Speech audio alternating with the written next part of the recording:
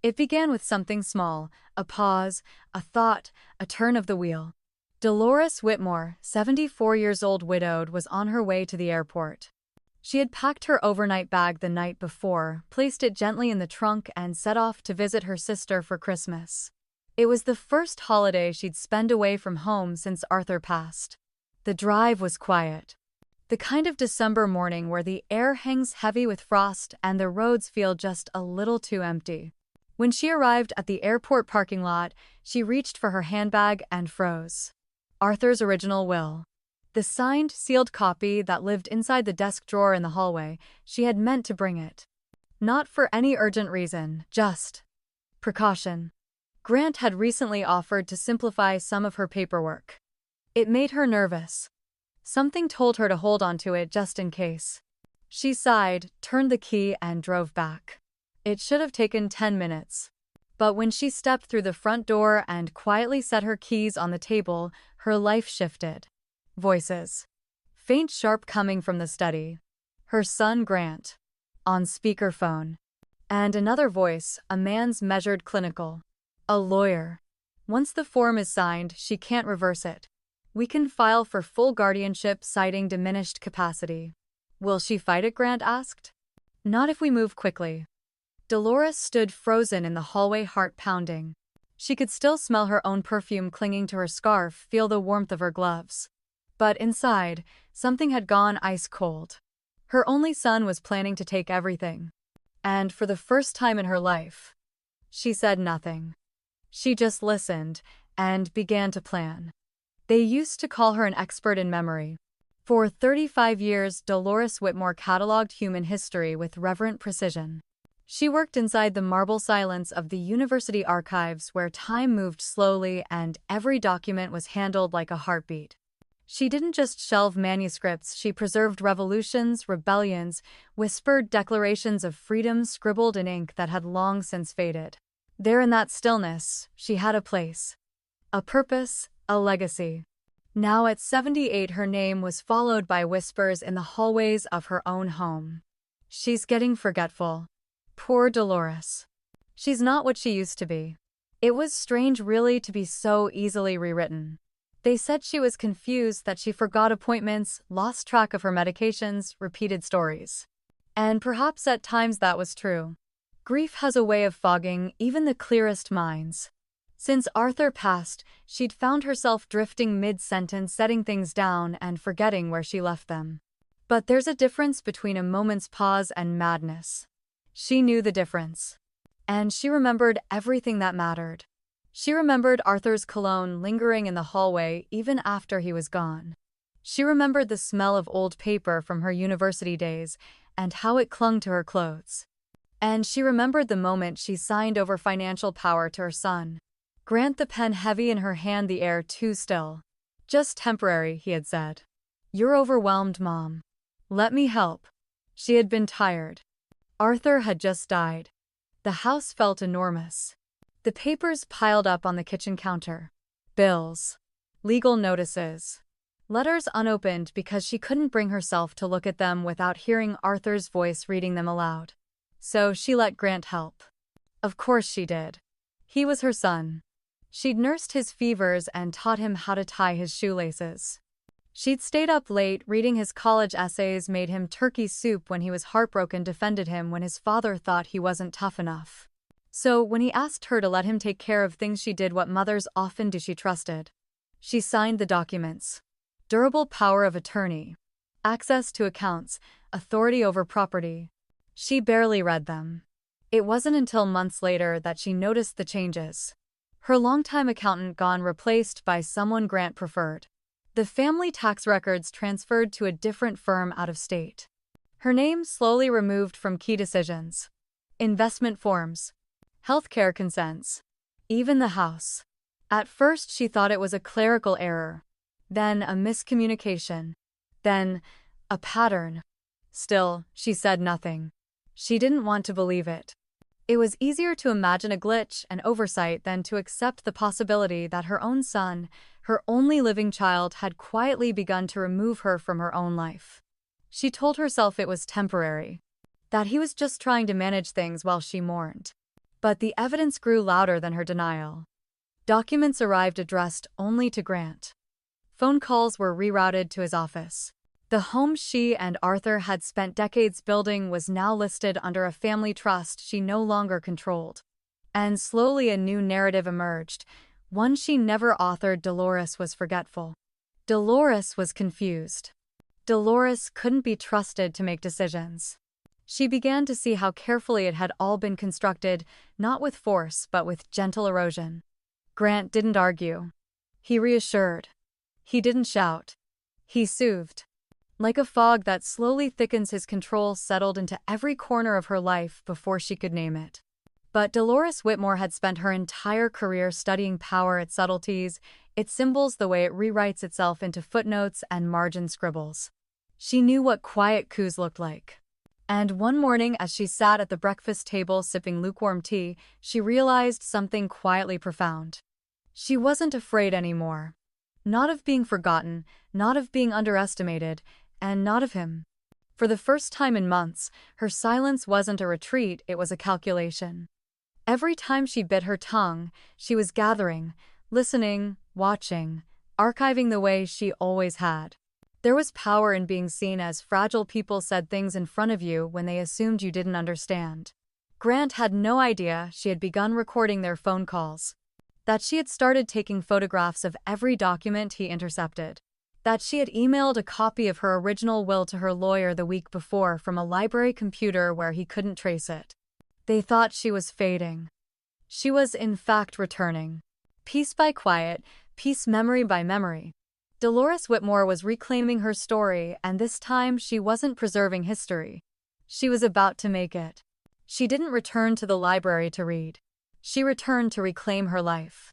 No one noticed the woman with gray strands tucked neatly under a wool beret moving slowly through the back aisles of the town's historical archive. To them, she was just another eccentric widow passing the time among dusty first editions and fragile manuscripts. But Dolores wasn't wandering.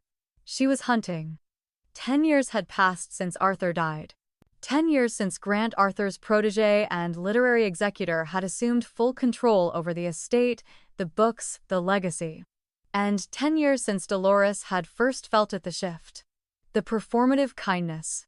The slow extraction of her voice from Arthur's affairs. The quiet erasure. But now she had time. She had silence, and she had nothing left to lose. She walked back to the rare documents room where years ago she and Arthur had worked side by side, cataloging early drafts of his work memoirs, disguised as fiction and fiction stained with truth. She wasn't looking for books this time, she was looking for the will. The original one. It had been scanned and archived under Arthur's early legal papers, something most people wouldn't think to check in a library. But Dolores remembered. Arthur never trusted Grant fully. He had left a paper trail of precautions in odd places, believing redundancy was the best form of defense. She found the file within the hour. There in Arthur's tidy script was the clause she'd been searching for: Grant shall not be granted full financial autonomy without a separate evaluation by an independent ethics review committee. Not a suggestion. A condition. A line that had somehow vanished from the version Grant submitted to probate court. Dolores took a photo, then scanned it into a USB stick. Then she pulled out the small, outdated voice recorder she had once used to interview Arthur for his unpublished essays. Grant had always hated that little black device. Called it paranoid. But Dolores had kept it. Now she would use it to reassemble what had been undone. She began recording memories. Not just her own, but Arthur's words. Grant's tone shifts, the subtle manipulation. The time Grant accidentally left Arthur's medication in the guest house. The way he inserted himself into publishing contracts with language Dolores knew Arthur never would have approved. The overly sweet phone calls. The rehearsed grief. She cataloged it all. Each night Dolores sat in her living room surrounded by old correspondence, copying voices from memory. Rehearsing tone. Gathering witness fragments from Arthur's recorded lectures. It wasn't paranoia. It was a reconstruction. And still no one suspected a thing. She played the part too well. The soft confusion. The hesitation in her voice, forgetting her keys, staring blankly at names she had known for years. Everyone believed she was slipping. Especially Grant. He had grown careless, confident. When he came by each week to check in, he brought pastries and spoke to her in a slow, exaggerated voice as if she were a child. She smiled, nodded. Even asked him once, "Now, what was it you do again, dear?" He had laughed. "Don't worry about it, Naomi. You just rest. I'll take care of everything." Good, she thought. Let him think I've vanished inside myself. In truth, she was vanishing into the law. She reached out to Melina, a former colleague from her university days, now a practicing attorney known for estate disputes and forensic document review. They hadn't spoken in over a decade, but Melina responded to Naomi's email within the hour. "Are you saying the will was altered? I'm saying it was gutted." They met in secret, first at a quiet coffee shop in a nearby town, then later in Melina's private office. Dolores brought the original scanned will, the audio files, and a growing list of inconsistencies. Emails from publishers redirected to Grant. Financial records from Arthur's trust that didn't align. Faded notebook entries from Arthur scrawled in his later years, questioning whether he was being managed more than supported. It was enough to begin. Melina began reassembling the legal structure piece by piece, challenging the filing dates, requesting bank statements, preparing to submit a formal request to reopen the estate under the basis of concealed conditions and potential misconduct. Each meeting brought Dolores closer to something she hadn't felt in years: agency. She had lived so long in the shadow of other men's decisions, first her father's, then Arthur's legacy, then Grant's control. Now she was writing a different kind of manuscript. One of restoration. Of proof. And no one saw it coming. Because the woman they thought had faded was simply rewinding the tape. It began with papers. Grant showed up at her door with a forced smile and a folder of documents tucked under his arm.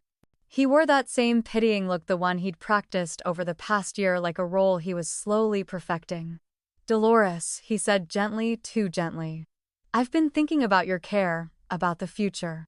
I found a wonderful assisted living community just outside the city. Quiet, private, high-end. It would take some stress off your day-to-day, don't you think?" He laid the folder on the coffee table like it was a gift. But Dolores already knew what was inside. She adjusted her glasses with slow, deliberate hands, her movements calculated to appear uncertain. When she picked up the pen, she let it tremble slightly in her fingers. "What day is it again?" she asked, blinking as though she had to search the room for the answer. Grant's eyes softened, or maybe it was greed hiding behind concern. "It's Tuesday, sweetheart. Don't worry, this is just routine stuff. I'll walk you through it." The recorder in her robe pocket was already running. She asked him to explain every page, and he did. Every clause, every signature line. Every transfer of medical and financial power is under the guise of ease and convenience. It was all recorded. When he left whistling down the walkway, Dolores didn't cry. She uploaded the file to the cloud. By that evening, she wasn't alone. Melina arrived first, briefcase in hand, with her sleeves rolled up like she was entering a courtroom. Then came Tessa, Dolores's daughter, a cybersecurity specialist, her laptop already open before she'd even finished hugging her mother. The three women took over the dining room, setting up a quiet war room of sorts. They backed up every file, the audio Grant had just unknowingly recorded, Arthur's original will with the missing clause, the handwritten notes, the voice memos, the phone logs. Everything, all encrypted. All redundant. Stored in 3 different secure drives, plus cloud backup under a pseudonym account no one could trace to Dolores by name. They even scanned Arthur's letters, personal, dated with emotional texture no forger could replicate. One note written just weeks before his death read, "If anything happens, Dolores knows what we discussed. She'll know what's real." It was more than sentiment. It was proof of trust. Meanwhile, Dolores made one more move of her own. She scheduled an appointment at a private clinic, a comprehensive cognitive and neurological evaluation. She sat through hours of memory tests, reflex exercises, and written comprehension. She smiled through it all. The doctor, a woman in her 50s with no connection to the estate, reviewed the results with a raised brow. "You are in every legal and clinical sense," she said, entirely lucid. The certification came in writing, notarized, dated, signed by 2 witnesses. Back home, Dolores scanned it into the encrypted archive. Then she made a copy and folded it into a manila envelope, addressed it to Ashby Grant's longtime attorney. The timing wasn't random. Ashby had been quiet lately. No follow-up calls, no status checks, no on Grant's behalf emails. The silence had been noticeable and telling. 2 days later, Dolores received a call. "Dolores, it's Ashby.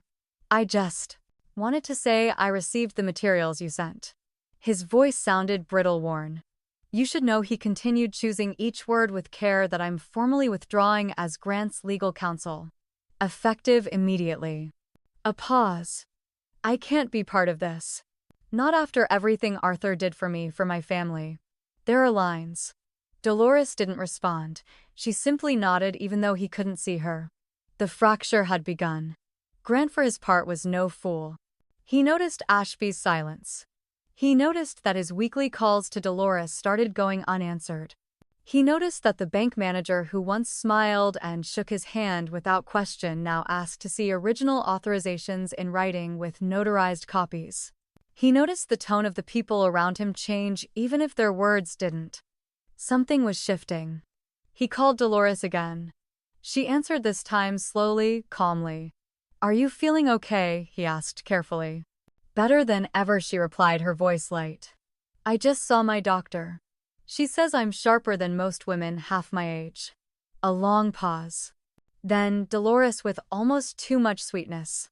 "Anything I can help you with, dear?" Grant laughed nervously. No, just checking in." But the call unsettled him. He stood in the middle of his office, phone still in hand, eyes scanning the documents he once controlled like puzzle pieces only he knew how to arrange. Now they were shifting without him. He started calling around. But by then, it was too late. The kitchen hadn't changed. Same white-tiled walls, same chipped blue ceramic bowl resting above the sink. The same warm wooden table where Dolores once cooled bowls of rice porridge for a feverish little boy who clung to her sleeves. Now that boy was a man standing tall, suit pressed, leather folder in hand. Grant. He walked in without ceremony, without greeting. Just the practiced clinical steps of someone who came prepared to take control, not ask for it. He didn't even glance at the framed photo of his father on the windowsill. Dolores noticed that. She didn't speak. He sat down across from her, laying the folder neatly between them like a closing argument. "It's time, Mom," he said. His voice was soft, trained. The voice of a man who had practiced persuasion more than apology. The voice of a son who had spent months, maybe years, crafting the narrative that she was slipping, that he was saving her. "This will make everything easier for you," he continued, opening the folder. "Permanent delegation of financial and medical power. Full-time care authorization. Nothing changes really, it just makes things official." He smiled like it was a gift. Dolores blinked slowly. The morning light filtered in through the kitchen window, catching the silver in her hair. Her teacup was half full. Her hands folded gently and her lap didn't tremble. She didn't argue. She didn't protest. She simply reached to her left and pulled out a thin manila envelope, her own. With graceful precision, she placed it directly over his documents and slid it across the table. Grant frowned. "What's this history?" she said calmly. He opened it. The first page, a revised will, dated and signed, naming an independent executor and revoking all prior versions. The second, a statement from her physician clearing her of cognitive decline, certifying that she was of sound mind and full legal agency. The third, a notarized revocation of his power of attorney, effective immediately. And behind that, flash drives. 2 of them. Audio recordings, she said before he could ask. "Every visit. Every call. Every suggestion that I step aside, stay quiet, or let you handle it. You said those things to me. You said nothing to me."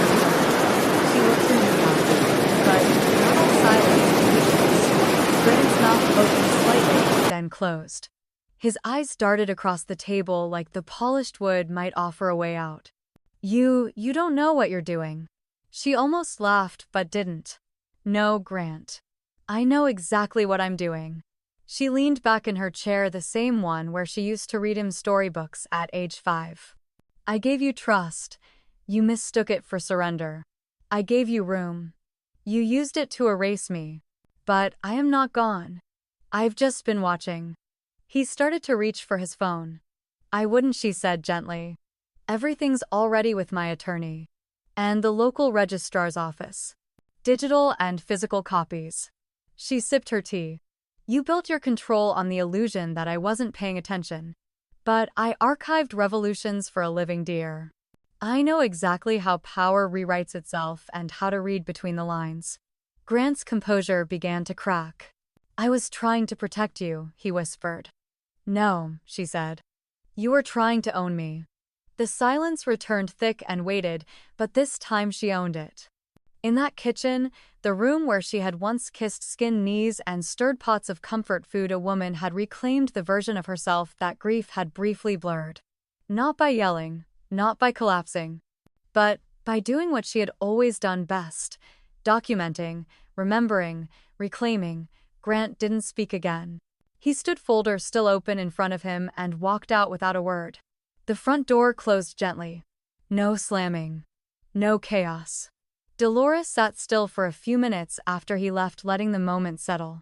Then, with a steady hand, she gathered the documents from the table and placed them back into her envelope. Not hurried, not shaken. Careful, clear, final. She walked to the bookshelf in the corner and slid the envelope between 2 volumes, one about the American suffragettes, the other a handwritten memoir from a wartime nurse whose voice had once been lost to history. There, her own quiet revolution now lived among other women who had once been overlooked, dismissed, or silenced, until they weren't. And when she turned back to her cup of tea, it was still warm. No court date. No press release. No scandal.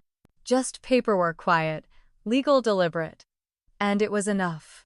2 weeks after the confrontation at her kitchen table, Dolores received a letter on official stationery from Ashby Grant's longtime attorney. The tone was clipped. Respectful. Too formal to be warm, but not foolish enough to challenge. As of this notice, we are formally withdrawing from any power of attorney or estate oversight agreements involving Mr. Grant Whitmore. All files and correspondences related to these matters will be transferred to the primary party, Miss Dolores Whitmore, within 10 business days. Dolores didn't smile. She didn't celebrate. She simply exhaled. Long and steady. She didn't need an apology. She needed closure, and now she had it. The courier arrived the following Monday. A padded envelope heavier than expected, inside a neat stack of documents. Her original medical proxy forms. The financial summaries Grant had kept hidden. Property assessments. Insurance adjustments. And tucked inside a yellow folder near the back, the real discovery. Witness declarations. Grant had tried to build a case. Subtle but calculated. Statements from neighbors, Mrs. Holloway across the street, the Parkers from 3 houses down, all worded gently but leading. Sometimes she forgets the day of the week. She repeats herself in conversations. She seemed confused about which trash bins to take out. None of it sounded malicious. That was the point. Dolores scanned the documents with the careful eye of a former archivist. These weren't accusations. They were positioning tactics, pieces meant to form a pattern of harmless concern, just enough to nudge a court, if needed, toward deeming her unfit. She filed each one into a labeled binder. No red pen. No scribbled rage. Only documentation. Quiet, precise. That afternoon she drafted a response, not with the trembling hand of a fragile woman, but with the firm cadence of someone who had studied power structures all her life. Subject: formal response and warning of future conduct to whom it may concern. I have received and reviewed the enclosed documents and communications previously handled without my knowledge or consent. Effective.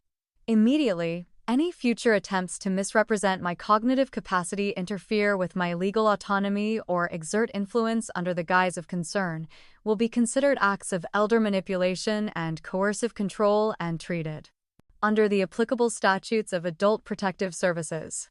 I am of sound mind. I am not afraid. And I am no longer quiet. Sincerely, Dolores Whitmore. She printed 3 copies. One went to Ashby's office, one to her own attorney, and one she folded by hand and slid into her desk drawer, not because she needed it but because some letters deserved to be kept close. The power was never in her voice. It was in her sight.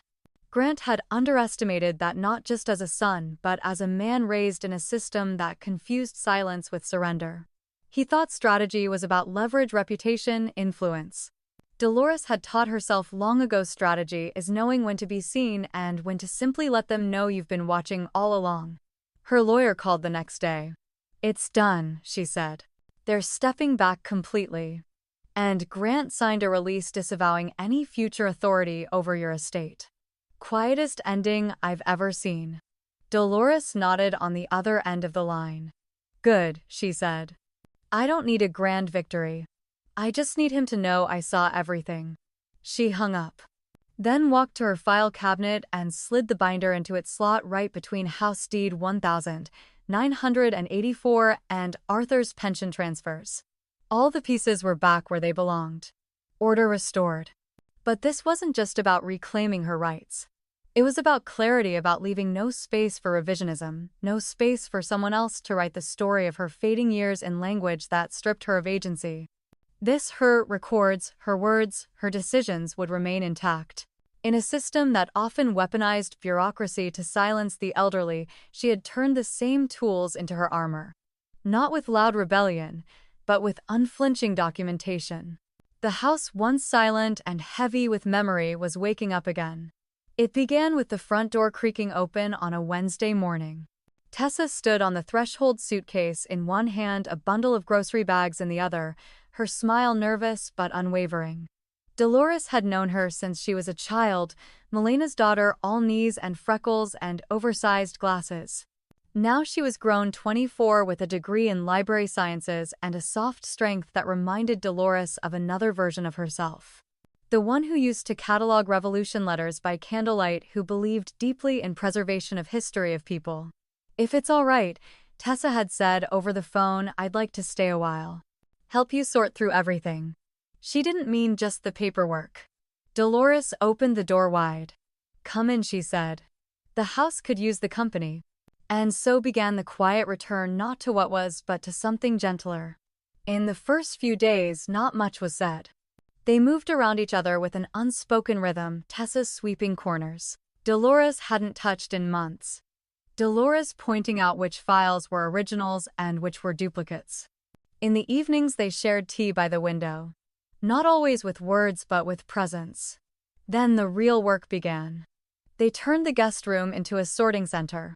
Stacks of documents, legal folders, yellowing photographs, cassette tapes labeled in Arthur's handwriting.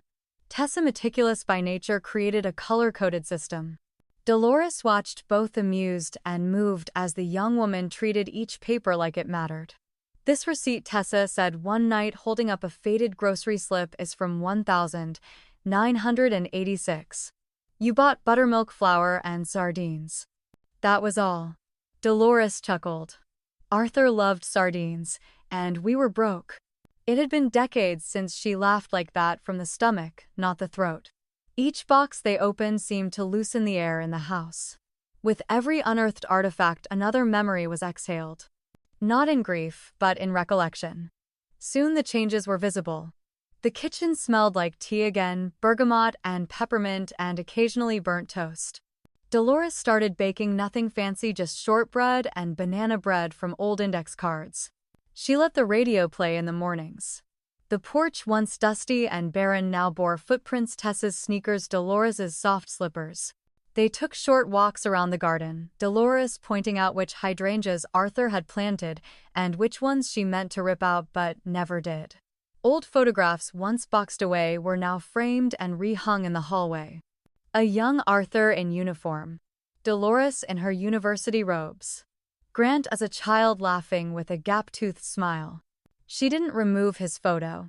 She simply moved it slightly to the side, not erased, just repositioned. It was a new kind of restoration, not of control but of meaning. Tessa was gentle with the boundaries. She never pried about Grant. never asked why certain envelopes were marked "Do Not Open." But one afternoon she came into the living room holding a worn leather-bound journal. "Yours?" she asked. Dolores took it from her and smiled. "Yes. And I think it's time I wrote something new." That evening she did. She sat at her old writing desk, the one Grant had tried to have removed when he was modernizing the house, and opened the journal with hands that no longer trembled. The page was blank. The pen familiar. She wrote slowly, deliberately, not like an archivist recording history, but like a woman returning to herself. "The house is no longer quiet, and neither am I." She set the pen down and let the sentence rest there without a flourish. It was enough. Because it was true. She was no longer alone. She was no longer uncertain. And she was no longer watching life pass by through a pane of glass. The war had ended not with sirens, not with victories shouted from rooftops, but with tea on the stove and sunlight through clean windows. Tessa brought life back into the house. But it was Dolores who decided to let it stay. It was still dark when Dolores woke. Not from a dream, not from noise, just from something within. A calm, steady tug beneath her ribs, like memory rising to the surface after being buried too long. She didn't turn on the lights. She didn't need to. The early morning hush was its own kind of illumination. She slipped on her robe, pulled a soft shawl over her shoulders, and walked slowly through the house. Barefoot. Unhurried.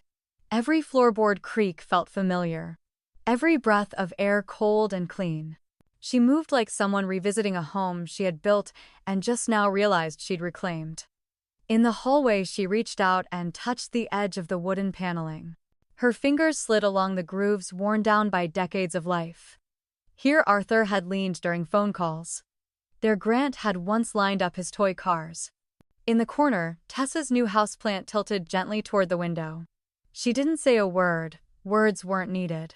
She touched the frame of a photograph her wedding day. Then another, her first day at the university archives. Then another, the old porch before it had been painted where she once read poetry out loud to herself. This was her home. Her story. Her proof. She was not the woman they had once tried to file away. Not a fading signature. Not a case to manage. Not someone slipping between the cracks. She was the one who watched. Who remembered. Who documented. And in that quiet morning light, she knew something with final, irreversible clarity. She was no longer being managed. She was no longer being spoken for. She was no longer a victim. Not of loss, not of time, and certainly not of her son. She had been tested slowly, deliberately, like a system breaking down, and she had answered with proof. With evidence. With restraint so powerful it could dismantle a power play without ever raising its voice. They called her vulnerable. She had been strategic. They called her forgetful. She had been gathering.